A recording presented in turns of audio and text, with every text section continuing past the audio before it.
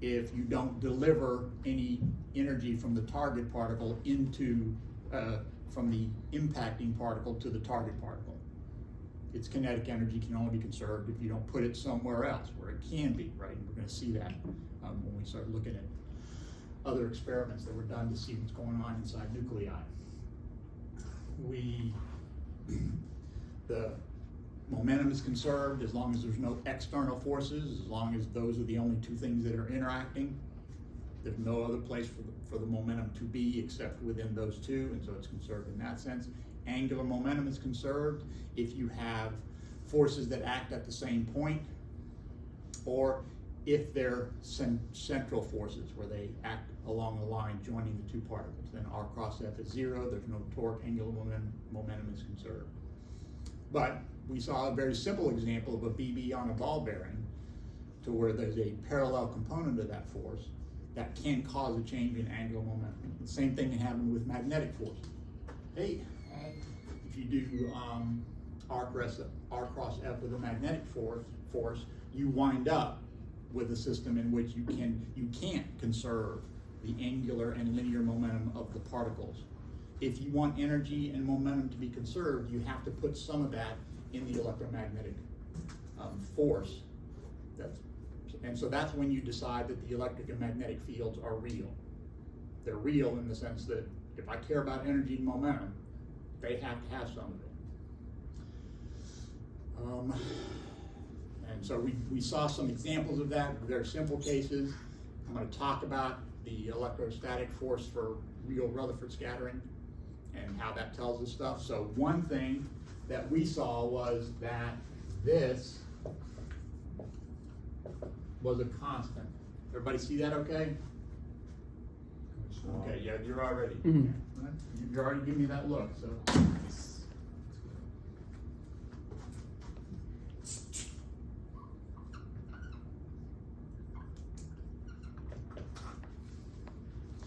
Well, that seems weird. Why on earth would we calculate the change in cross-section per unit solid angle of my detector? I mean, I care about the solid angle of my detector because that's how I figure out what detector. My detector is not a point. I can't figure out how many particles are scattered exactly that angle because my detector is this big, all of them within a range.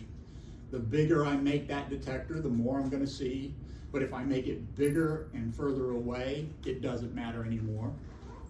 So it really is the solid angle subtended by my detector that matters. Why invent this cross-section thing, this scattering cross-section, this differential scattering cross-section? Why do it in this weird? Why do we have to talk about steradians? We had a perfectly fine life. But no. Here's a hint.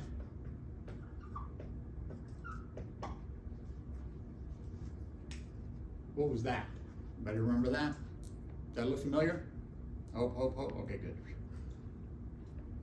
That was important that I actually said the things and it didn't just happen in my head. What was that? Anybody remember? The number, say again? the number of counted. Yeah, this is what I detect on my detector, so that's going to be, you know, back in the old days, you sat there with a microscope and you counted flashes, right? Mm-hmm. And you did that for hours and hours and hours, and eventually you got a PhD.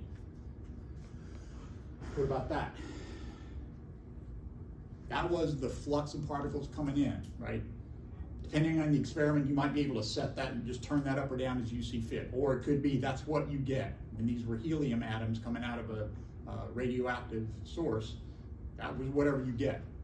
And you could get them going in a certain direction, and then you bang them off of something, and then you measure that. So this turns out to be what you can measure. It's just a way of thinking about what you measure. But it's ultimately what you measure. That's why we care about this. It's what we can measure. And that was a constant before. So how does that help? Well, now if I move my detector around and get the same measurement in every direction, then I know my stuff, whatever it's made out of, are little ball bearings, right? They're little little marbles, and the BBs are coming in and banging off. In fact, you don't see that. When Rutherford and the boys did this, that's what they saw. They saw something that wasn't constant. So what is that telling you? It's not perfectly spherical. They're not ball bearings, right? It's not BBs bouncing off of ball bearings. So now you roll up your sleeves. And what do? What is stuff made out of?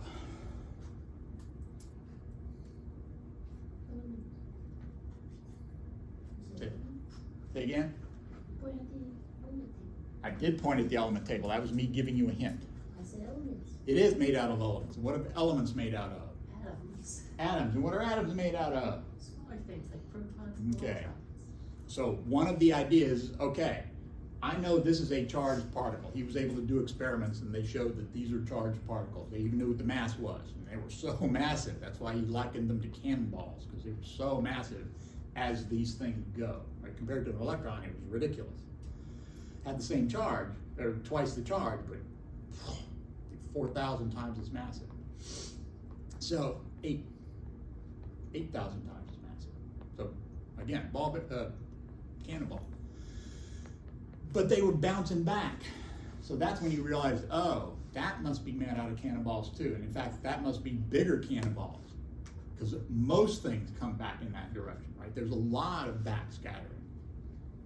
And so these things are really massive, especially gold. Gold is, I think we figured out, it's like 80 times or something. I don't remember what we figured out, but really, really massive. So now I have charged particles bouncing off of even more massive charged particles. So then you go the other way. Instead of saying, I got a cannonball bouncing off of tissue paper, here's a cannonball bouncing off of a gargantuan cannonball. And they interact electrostatically. I know what that force is. Who knows the force between two charged particles? Say loud, say proud. Oh, Well, start, they'll fill you up. We're friends here. What were you gonna say? Okay, maybe I misunderstood. I thought you were gonna tell me. Anybody?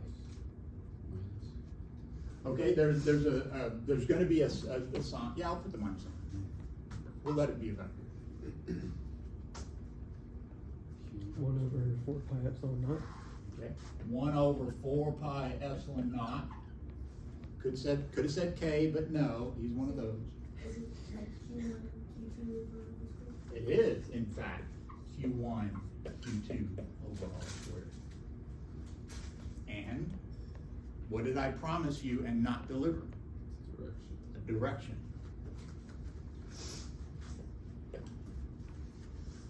That R is a vector connecting their centers.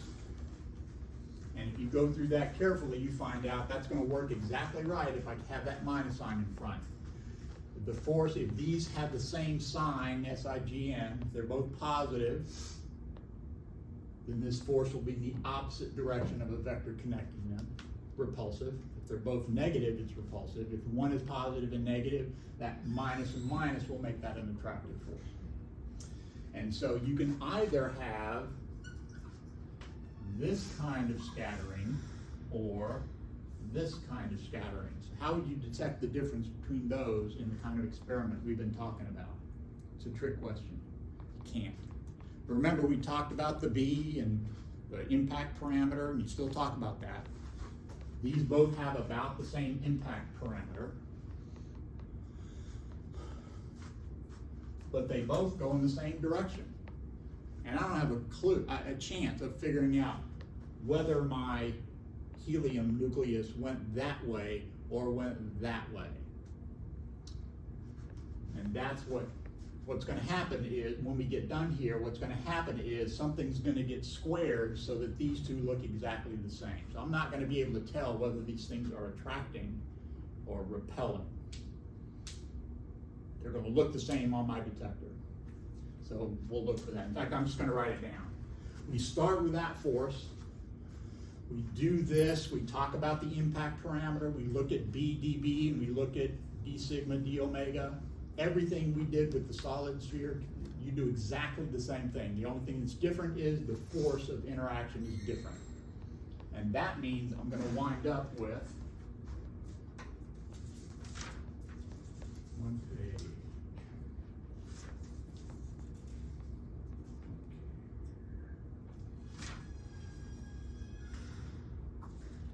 This is page after page of really fun stuff. Not terribly relevant.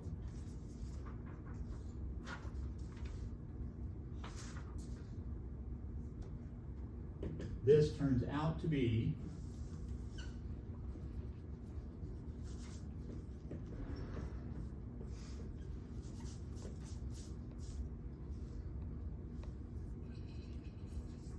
and you don't have to copy this down. This is actually in both of your textbooks. I'm going to give you a page number here in a second.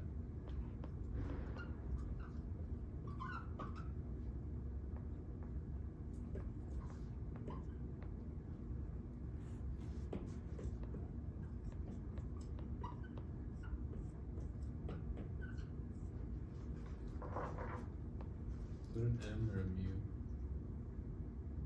Bottom. This is an M, that's the mass, and again, I'm going to give you a couple of page numbers in there. That's the mass of the incident particle. That's the speed of the incident particle, so that's the initial energy.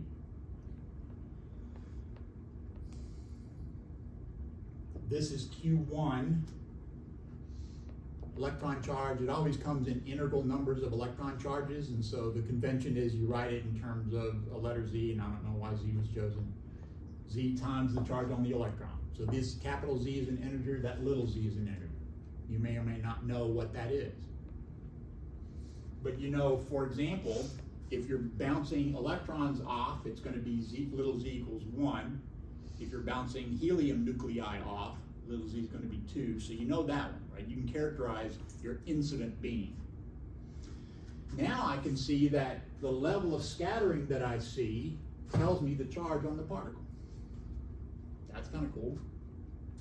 I can figure out by bouncing helium nuclei off of a sheet of gold, and a sheet of silver, and a sheet of calcium, and a sheet of chromium, and a sheet of astatine.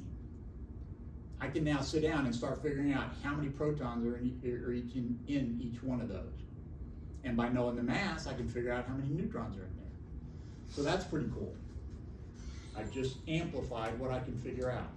And you sort of see this pattern in science, right? When an experiment is developed, somebody figures out how to do something and how to make a certain measurement, they just start putting stuff in there. Anything they can think of, they put in there. When you know how to bounce helium nuclei off of stuff and detect it, you put whatever you can think of in there and bounce it off of there to see what you can figure out. So, notice that this charge and this charge could be positive or negative, right?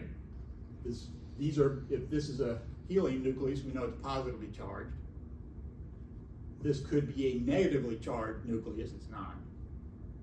But you can't tell from this, why not? You can't tell whether the nucleus is positively or negatively charged. Look at that equation and tell me why you can't tell. Squared. Yeah. If I got a minus sign in there, it doesn't matter. It's going to get squared. That's what I was alluding to before. We don't know which of these is going to happen because that thing got squared in there. So the universe is hiding that. If you want to figure out what that is, you got to work harder. You got to find another experiment that'll tell you what's going on in there. Tell me about this 1 over sine to the 4th.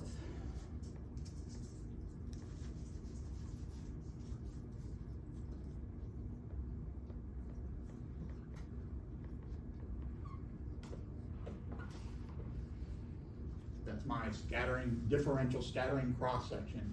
I'm going to plot that as a function of theta. Tell me what that's going to look like. First off, what is the range of values that I can scatter stuff?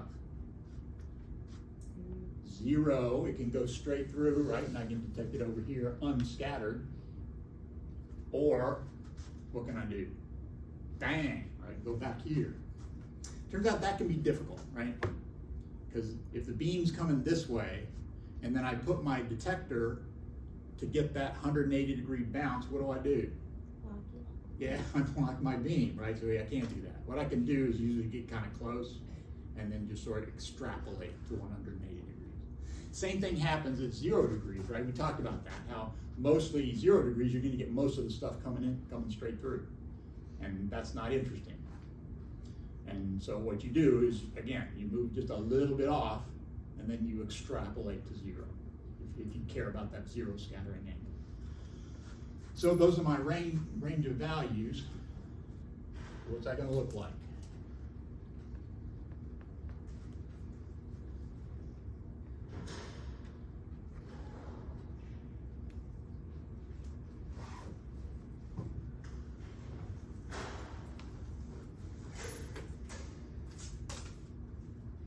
It's gonna be 0, 0.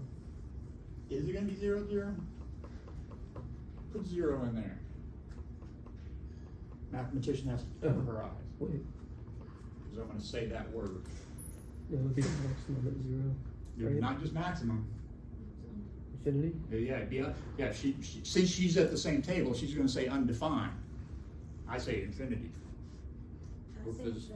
Good. I get attitude from mathematicians about infinity, undefined, right? That's what they taught you to say. And say that, whenever you're in their presence, say that. No reason picking that fight. So yes, undefined, it's really, really big. It's approaching an unbounded number, whatever. Just as well that you can't measure that.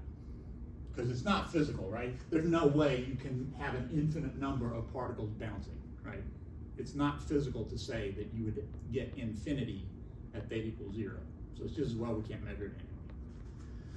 But you can measure this, and you can see if it goes down like that, yeah, the amplitude is telling you something about that. You measure the kinetic energy, you figure out that, right? You want to know that number. And now, based on your measurement, you can tell what the charge is in the center of those nuclei. That's good information. I write that down. And how far does it go? How far down does it go? So 1 times that. Yeah, this is 1, so at large angles is when you're getting exactly this number, right? This number becomes 1, but that shape is telling you that, yes, you're right, it's an electrostatic force. You don't have to worry about anything else. It's not some other kind of weird force you've never heard of. It's the same one that Maxwell knew about, which is nice. That is true if this is a point particle and this is a point particle. I'm just going to allude to what happens when they aren't. I'll talk to you a little bit about it. In terms of the classic picture, we talked about this thing having a certain size. What we didn't say was the size of the BB. So if the BB is this size, then it's going to hit there and bounce out of the direction that if it were a point particle, it would have to be down here, a different B, to get the same scattering angle. So what you really get here is you find out something about the size of this particle and the size of that particle. And that's kind of what happens here if you do the work. If you make these finite sized particles, then the charge densities aren't point particles, they're large particles, and that changes their behavior a little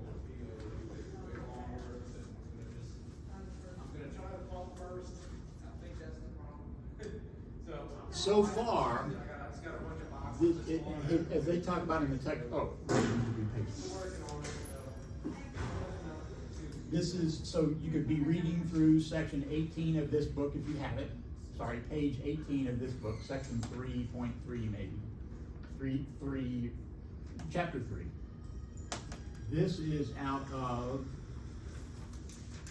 4.2, which is on page 90 of the iceberg book. I don't know which one you guys have. But at this point, I think you could read those a little bit and sort of be able to figure out what's going on. So that's what this tells us, and that's when you first start and you find out that they're point particles, you think that they're point particles. That's also a classical calculation. And one of the things we find out is that there's no way to make that table work with classical physics. There's no such thing, right? You can't make atoms work. You need something called the uncertainty principle, which comes out of quantum mechanics. We're going to do a little bit of hand-wavy quantum mechanics when we need to. But the gist is, you can't have that table without quantum mechanics. You can't have atoms without quantum mechanics. They wouldn't exist without it. And so it's not surprising that you need quantum mechanics to understand this scattering. What's really freaky is that this classical calculation is exactly the right answer. You do a classical calculation of the scattering cross-section, you do a quantum mechanical calculation, which is much harder, and you get exactly the same answer. That's kind of weird. And kind of lucky, right? Because you didn't need fully developed quantum mechanics to understand atoms, which are the motivation for figuring out developing fully fledged theory of quantum mechanics. The Bohr model of the atom, right, is crazy. Proton, electrons going around the outside. They wouldn't last more than about a picosecond. But it worked. It worked like a charm. And so nobody could say, yeah, that's crazy, because it worked. But they had to fix it. But that motivated everybody. Figured, okay, well, there's got to be something in there. Let's work on quantum mechanics, because maybe he has something. And it turns out, yep, there's no truth in it. Just gave you the right answer. Kind of like doing this.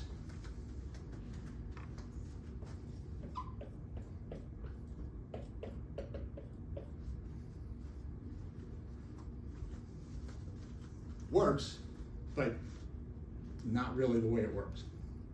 So sometimes you can do something wrong, get the right answer, and maybe that motivates people to think about, why is that wrong, for example?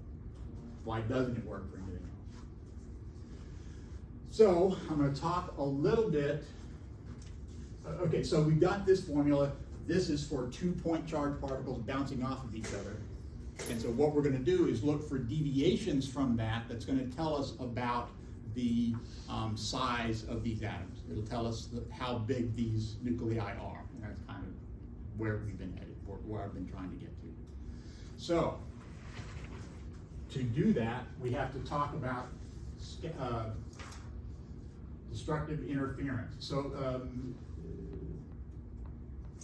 this textbook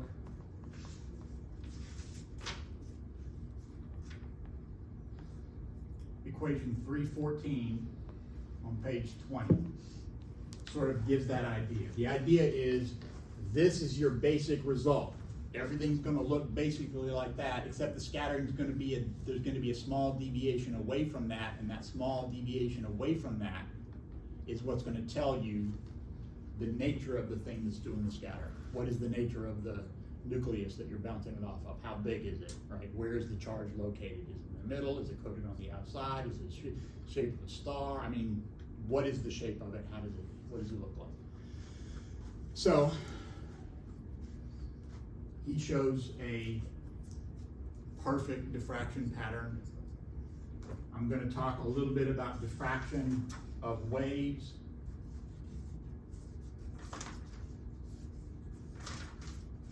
And that's just going to be our motivation for how to look at this kind of scattering and figure out what is that telling us. When I look at that deviation from scattering, that interference, what does it tell me about the size?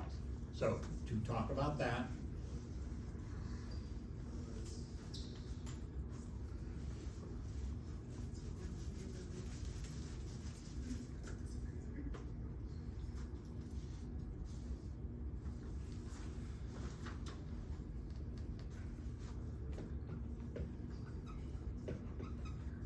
a two-slit diffraction pattern. This is the very basic, the simplest thing you can do and see diffraction.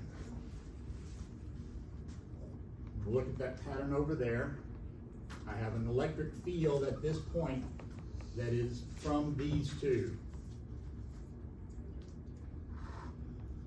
There's an electric field from opening number 1, an electric field from opening number 2, and so the electric field at that point will be the sum of the electric field from both of those openings. There's a certain amplitude of the electric field. And when I do something that freaks you out that you've never seen before, you yell and you say, can you back up and talk about that sum? Times cosine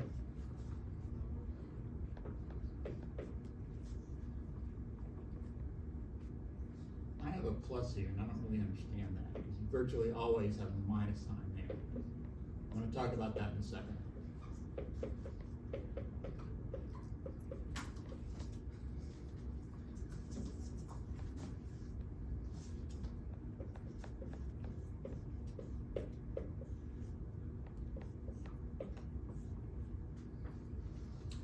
I'm gonna talk about all of those parts. But so far, you see anything that you don't have the first clue what it might possibly be? It's an omega right now, the W. Okay, omega, that is in fact an omega. So a wave is characterized by its wavelength and its frequency. And if you are standing still, that's how far, if you're standing still, omega, let me write T. T is the time it takes the wave to go from here to here. Lambda is how far it is from one point on the wave to another point on the wave. And so it's easy enough to see that C is lambda over T, or lambda F, where now I talk about the frequency rather than the time it takes the wave to get to me. I talk about how many waves pass me per unit second. Because I don't like writing 2 pi's, cosine has a cycle of period of 2 pi. As you go from 0 to pi to 2 pi, the cosine goes through one full oscillation. So this has a natural period of pi. You don't want to write pi's all the time. Then you talk about omega, which is 2 pi times F. This is 2 pi radians per cycle. This is cycles per second. So this is radians per second. K is 2 pi over lambda. That's related to something called a spatial frequency. This is 2 pi over the periods. This is the temporal frequency. This is K, 2 pi over lambda. This is the spatial frequency. So it really is the same thing, but you hear about this one more, you almost never hear about this one until you take an optics class from me. And we do a lot. Diffraction theory, you always talk about spatial frequency. You said that usually you get a minus sign instead of a plus sign? Is that in? I had a plus sign here in my notes that I don't really understand, and I think probably it's just, something acting up, because you virtually always see a minus. I'm going to talk about why there's a minus or a plus in there. Talk a little bit about that, because I'm going to talk about, I'm going to motivate this form of the equation. Not necessarily going to make it work, but, so cosine tells me that kind of oscillation. So that's, I think cosines are okay. Cosines are waves, and I don't think it should freak you out that there should be a cosine that tells me about a wave, because cosines oscillate the way waves do. If I go, let's look at this. Omega t minus k, x for now. We'll put the ones we choose back in a second. I'm just going to talk about waves for a second. Time to get at it? 3:30, 4:45. I'll figure it out eventually, probably by the end of the semester. Let's go ahead and put in the things with the 2 pi's. Tell me how that works if instead of omega, I write it in terms of F, and change the K so it's not written in terms of 2 pi F times T. 2 times pi times F times T minus 2 pi divided by 2 pi lambda. over lambda times X. Everybody okay with that? That's a 2 pi hanging around. I can just factor that 2 pi out. I have ft, little t over capital T, minus x over lambda. This is gonna sound dumb, but what's the difference between 2 T's? Like, why? This, great question. This is the time I've got to wait for the peak of the wave to go down and come back and give me another peak of the wave. It's the time for that wave to go through one full oscillation. This little t is what time it is. I'm keeping track of my watch and to say, okay, I'm at the peak. Let me start the stopwatch, right? Starts changing, goes up, and that's my stopwatch ticking off, ticking off, ticking off. This is whatever time it is. That's wherever I am. And what's interesting here is those are both independent variables. I can pick any t I want. and figure out what the wave is, I can pick any x I want and tell me what the wave is at that place. That's really, really incredibly deep, and I'm not even gonna go there. I do that, I get deep about that in some of the other classes. So now, for no particular reason, let's factor out the lambda. There's a reason on this. Lambda over t minus x.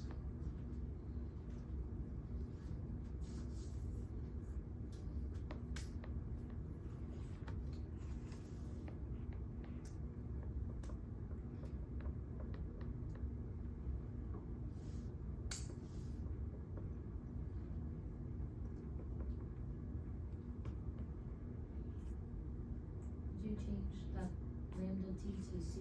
I sure could, that'd be easier, right? I could just write that down. 2 pi over lambda onto ct minus x.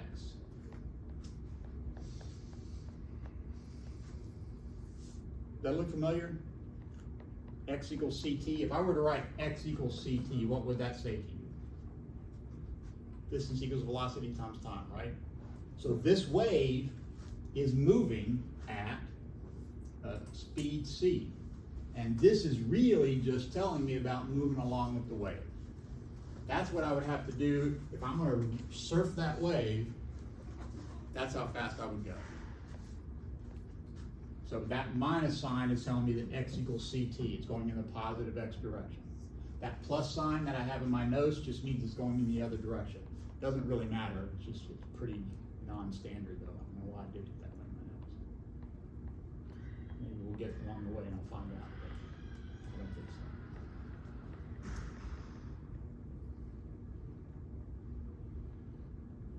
So everybody get what I've written there? I've written a wave that's traveling from here to here. Anybody happen to know what you call all the stuff inside of a trig function? Argument, Say again? the argument. It's the argument of the function. That's a very general phrase though. I think this is very unique to trig functions. Call it the phase. And I'm pretty sure that's unique to trig functions. Whatever is inside the trig function, whatever you're taking the sine of, or the cosine of, or the tangent of, you call that the phase. So, looking at those two equations, you can see the t, I use the same t for both of them. Why do you imagine that is? I'm right here.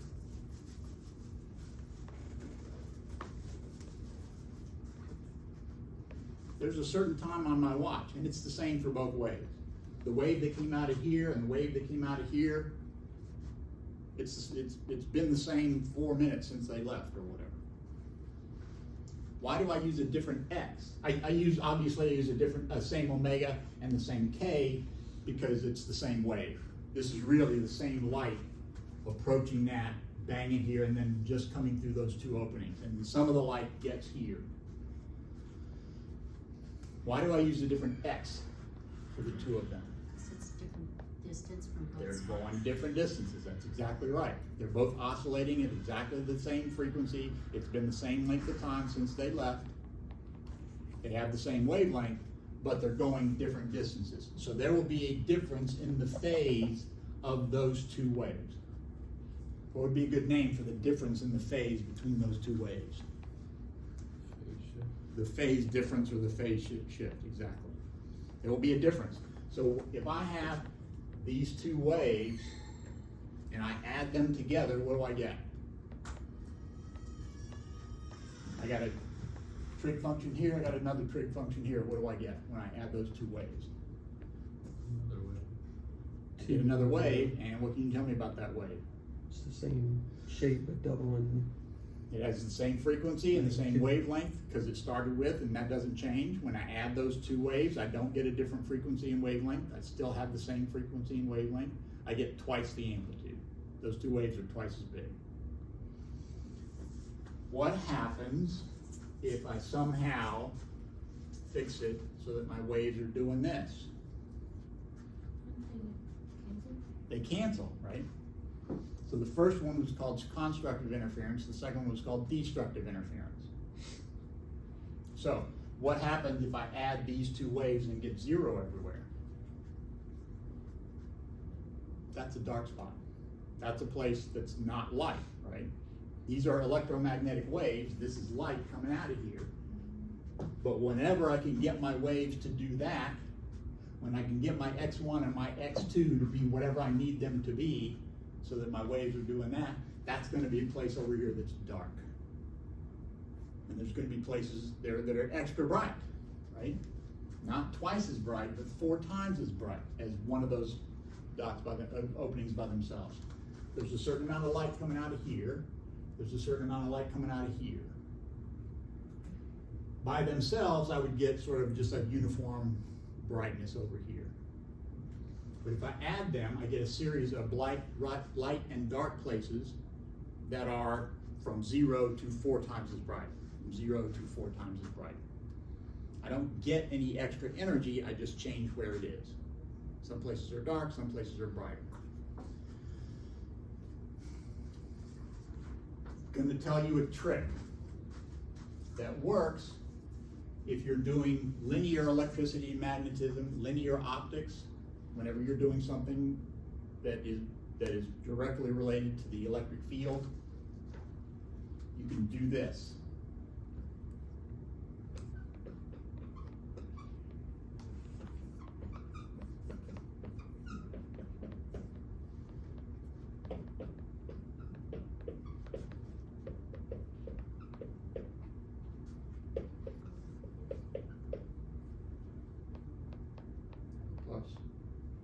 Vector. So, who is freaked out by this? E to the I. What's another symbol?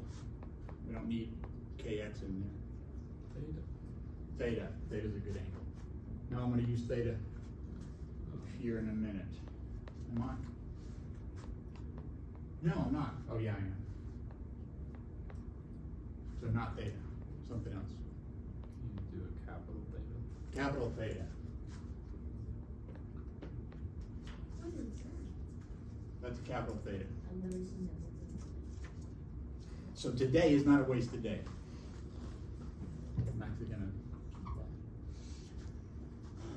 that. Who's seen this? E, right? And that's the same old E, 2.71828, etc. And you're used to it having an argument without an I next to it. What about if it has an I next to it? That everybody slowed down at that point. A couple of you saw it, not everybody's seen that. Not real. It is not real. That's exactly right. It is now an imaginary argument. A guy named Euler showed that this,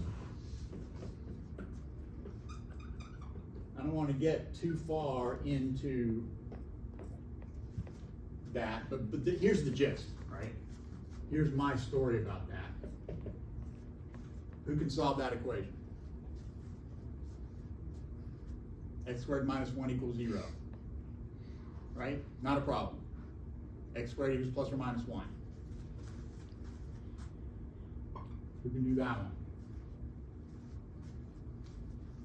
My story is mathematicians saw that and they couldn't believe it. How can it be that x squared minus 1 equals 0 is trivial and x squared minus 1 equals 0 can't be done? No?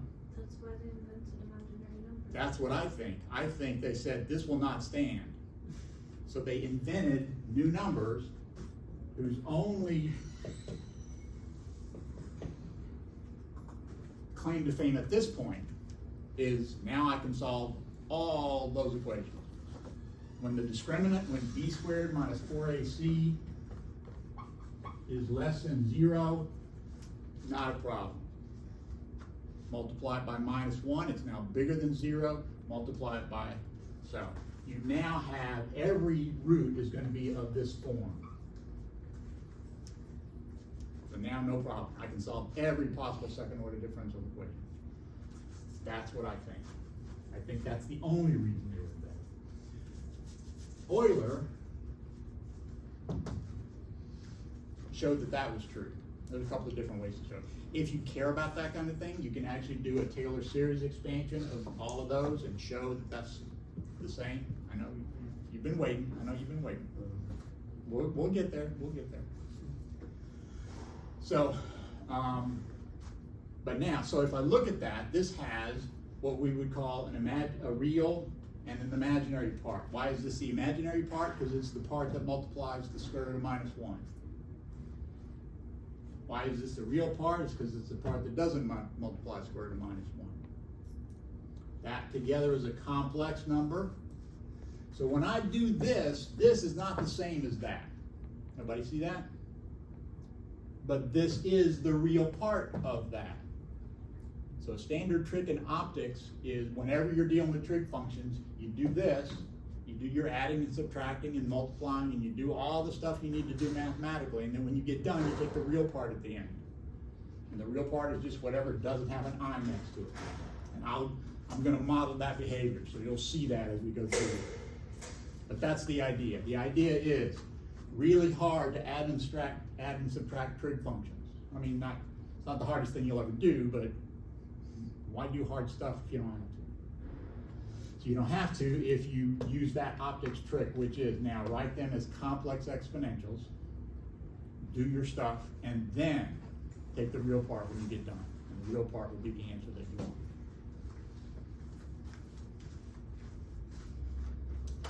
So I can write this now. There's some common terms. I can factor out to E0. That's a constant field vector amplitude that actually originates in the light that's approaching here, the strength of the field that's approaching these two openings. E naught, e to the I omega t, that's common to both of them. E to the I k x1 is common to both of them. In front of that is 1 plus e to the I k x2 minus x1. So that's the difference in path between going from opening number 1 and going from opening number 2.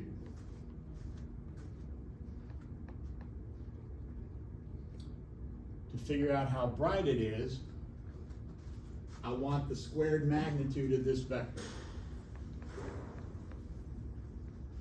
Here's a trick. Along with this trick, I can find the squared magnitude of this vector by taking this and multiplying it by something called the complex conjugate. All these vocabulary words, there's not going to be a spelling test where you have to spell them, but you definitely want to Google them and figure out, get like a little Bush League expression of exactly what it means to say complex conjugate. I'm going to show you, but I'm not going to develop the idea the way they would on Wikipedia. What did you say you get from doing that?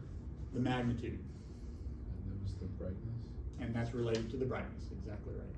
If you've had upper level E&M, you know that the energy in an electromagnetic field goes like E squared, goes like the square of the field. We've done that, we do it in 301, we do it in,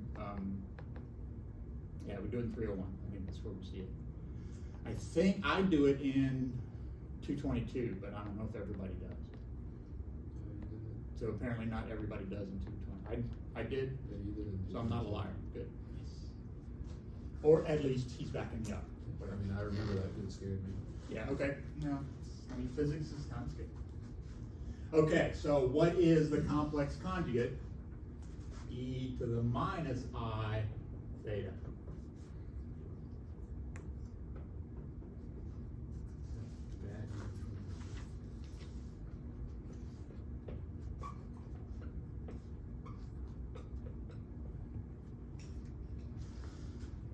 What did I do to take the complex conjugate? Changed your I's to minus I's. All I did is go through everywhere you see an I, put a minus I. Now, let's multiply those together. E to the I theta times e to the minus I theta. Tell me what you get.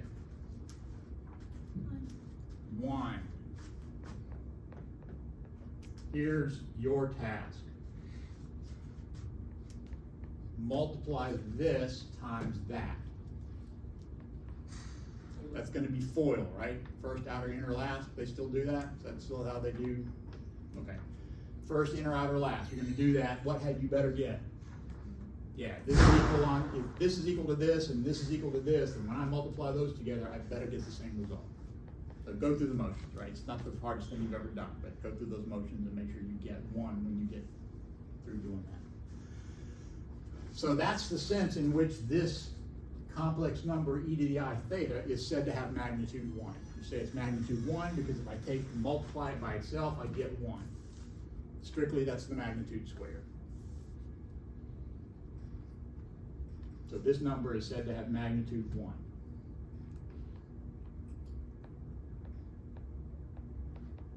I'll wait.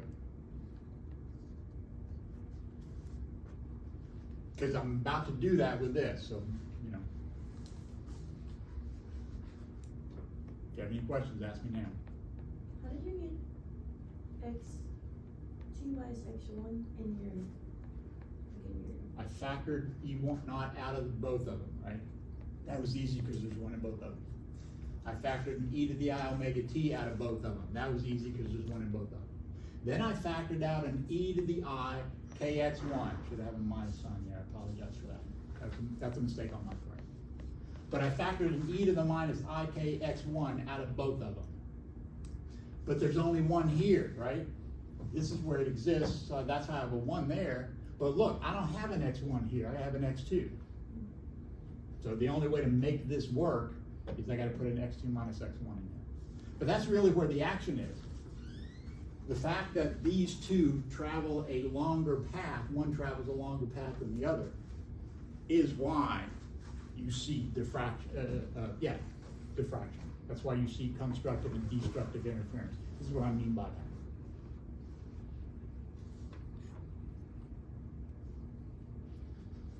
Okay? So now I'm going to do magnitude of E squared. That means I'm going to multiply E vector dotted with E vector complex conjugate. That's not a do this. That's a do this star. That's a complex conjugate. Remind me how to get the complex conjugate? Everywhere you see an I, replace it with a minus I. So look what I'm going to have. I'm going to have a magnitude of E naught squared, this number times itself, magnitude of E naught squared. Look what I'm going to have. In the first one, I'm going to have an E I omega t. E I omega t. What am I going to have in the second one? E minus I omega E t. minus I omega t. And what happens when I multiply E to the I omega t times E to the minus I omega t? I get a 1. Yeah, the time point's gone. I get a 1. What about when I multiply e to the minus I k x1 times e to the plus I k x1? Say another 1. I'm not going to write that one down either. But then I have 1 plus e to the I k x2 minus x1 onto 1 plus e to the minus I k x2 minus x1.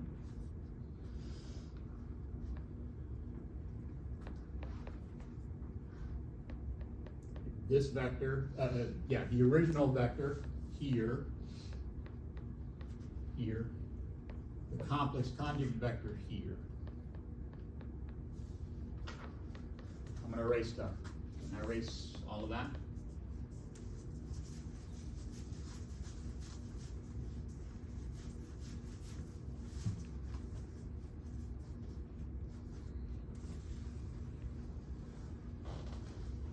So when I do that,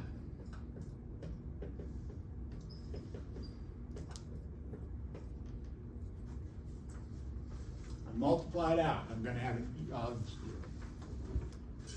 1 times 1. What do I get when I do 1 times 1? Okay, good. Plus, what do I get when I do e to the ik x2 minus x1 and e to the minus ik x2 minus x1. I get another one. Plus, when I do this times 1, I get that. When I do 1 times this, I get this. And what you're going to do is show that's going to wind up being 2 on the cosine k times x2 minus x1.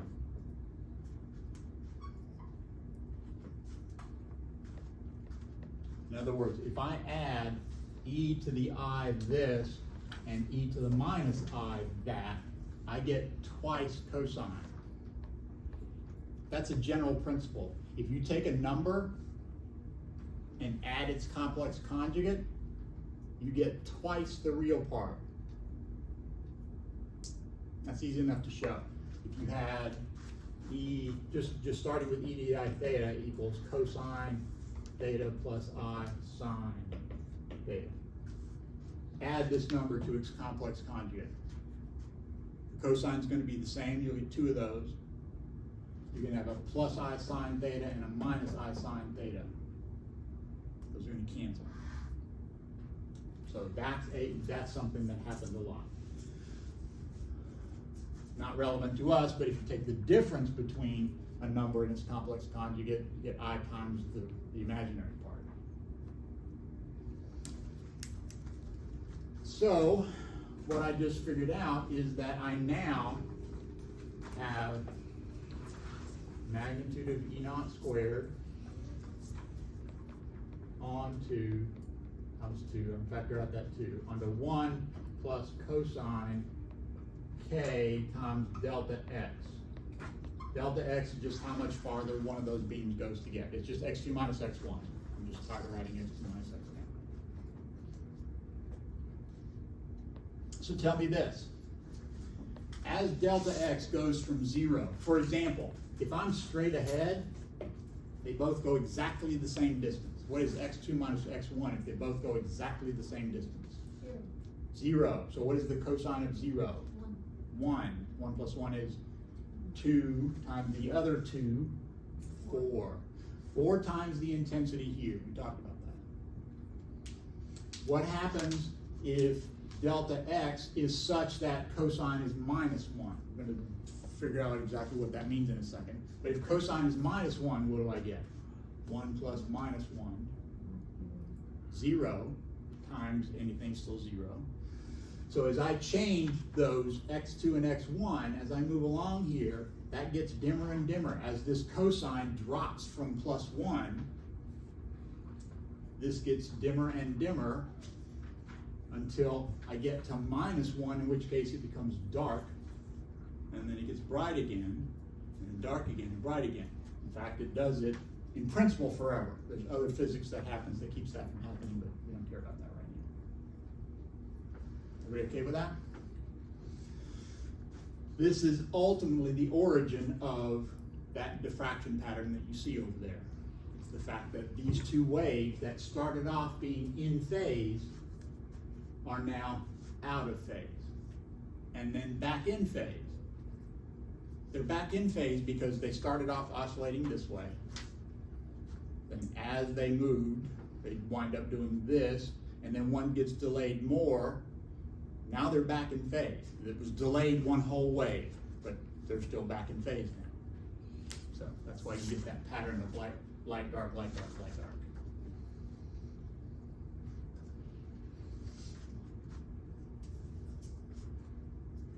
I'm gonna erase this.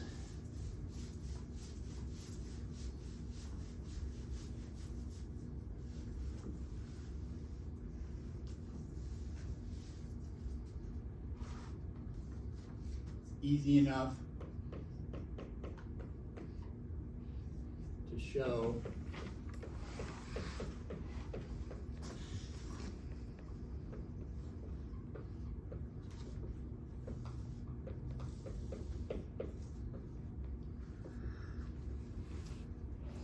that this is that. That's just a trig identity.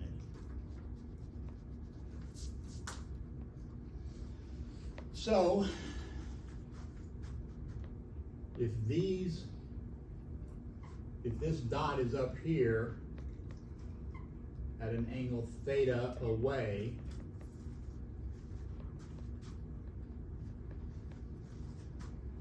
this theta is, I'm just going to leave it as theta. So that theta is the angle away from the normal. So this is the direction the beam would go left to itself. As I go away from that direction, this theta gets bigger and bigger and bigger.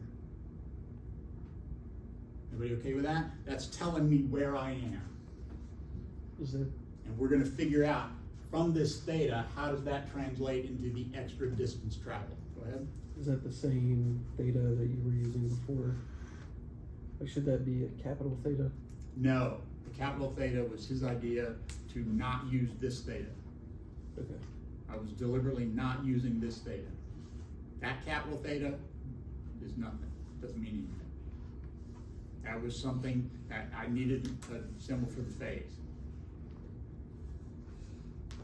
This theta is real because it's telling me where I am over here, and that's going to directly tell me how much farther one of those beams had to travel than the other. So, I'm going to erase this, because now we know what theta is telling us. It's telling us where we are. So I'm going to erase that.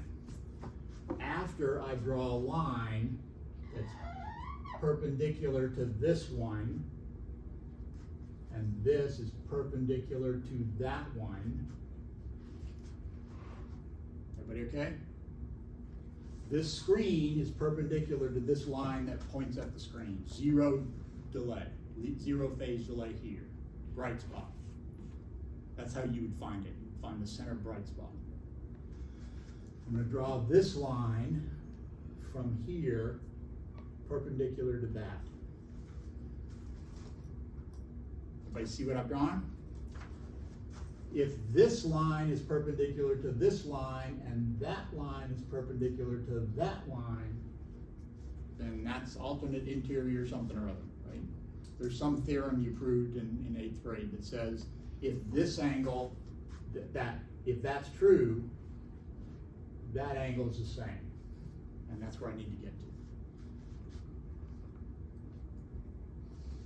Because now, from here to here, and from here to here is the same.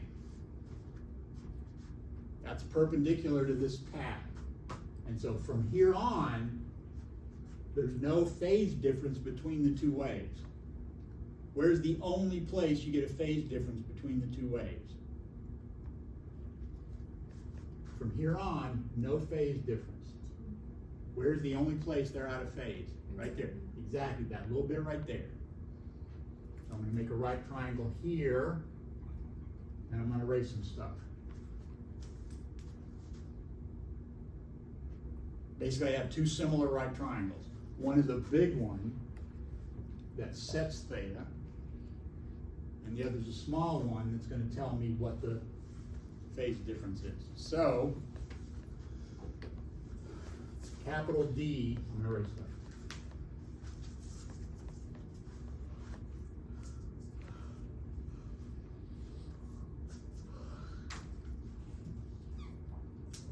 The right angle, that's theta.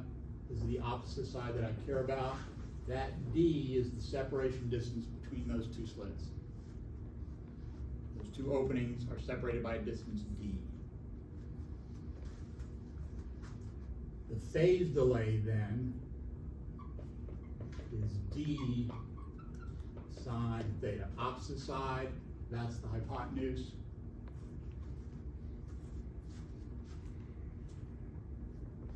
So that's how much farther one goes than the other.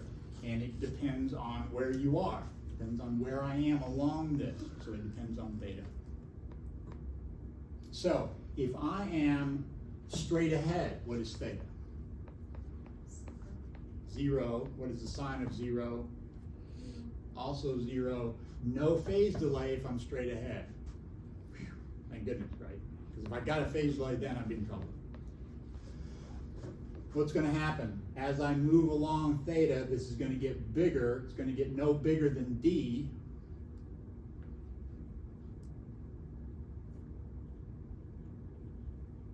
And then it's gonna start decreasing again.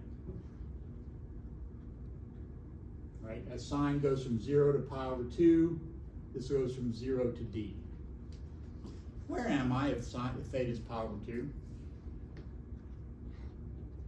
Essentially back at 0. That's true, pi over 2, but where am I? What is theta when I'm at pi over 2? Where am I? Yeah, I'm way up here, right? I'm way up there. If I'm on my screen, I have gone to undefined. I've gone to infinity, right? I would have to go infinitely far to get to 90 degrees. So the vast majority of the cases, I'm actually gonna have a pretty small angle. I'm never gonna get bigger than pi over 2 because I can't be on this side and stay, and if I'm above pi over 2, I'm not even on this side, I'm over there someplace. If I'm gonna be over here, theta must be less than pi over 2, and usually it's much less than pi over 2. This is probably unrelated, but is that why like when we did a lab with like pendulums or something, we couldn't go above a certain small It's not, it's unrelated. It's similar in the sense that in that case, you want the angle to be less than 90 degrees. So it's the same in that sense. But strictly speaking, with a pendulum, you can actually lift it past 90 degrees. It's just when you let go, it falls straight down instead of swinging. So I think that was more mechanics than anything else. So this becomes 4 magnitude of V naught squared cosine squared of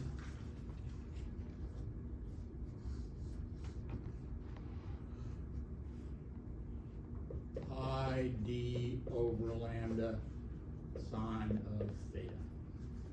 It's putting in k is 2 pi over lambda, putting in delta x is d sine theta.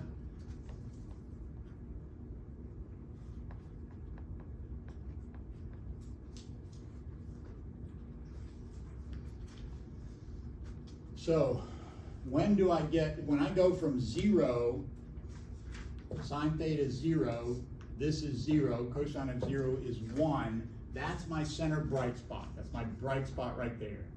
And as I move away, it gets weaker and weaker and weaker. When does it get to 0? When does my intensity first become 0? What is this to make that 0, to make the intensity 0? Not 0. If I make this into 0, cosine of 0 is 1. Pi over 2. Pi over 2 is what will do it. Or sine theta equal lambda over d. Or theta about equal to lambda over d if theta is small. If theta is small, sine of theta is about the same as theta. It's a good way to show that. Yeah, Taylor series expansion would be a good idea. This is Iceberg's equation 15.4. Let me make sure.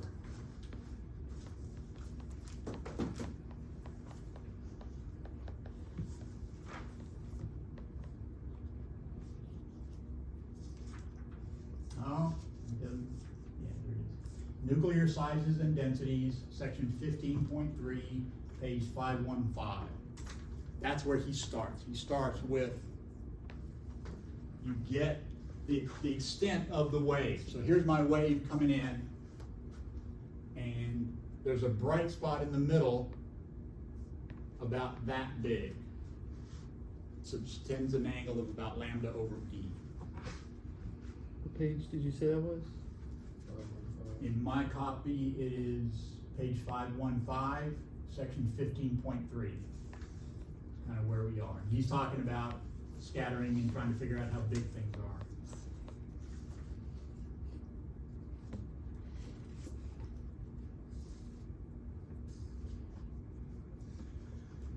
if you look at figure 15.5,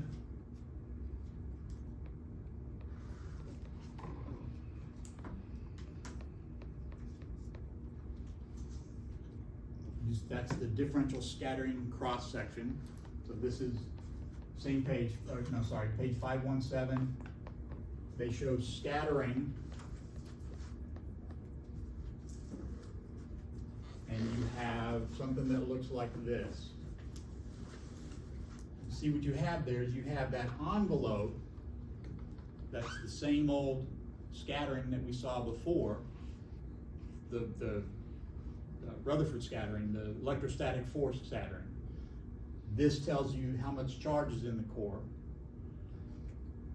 This deviation, the fact that it should go like this for point particles, the fact that it dips like this tells you that you're getting diffraction. You're getting this sort of interference, not in light, like we've been talking about, but in the electron wave function.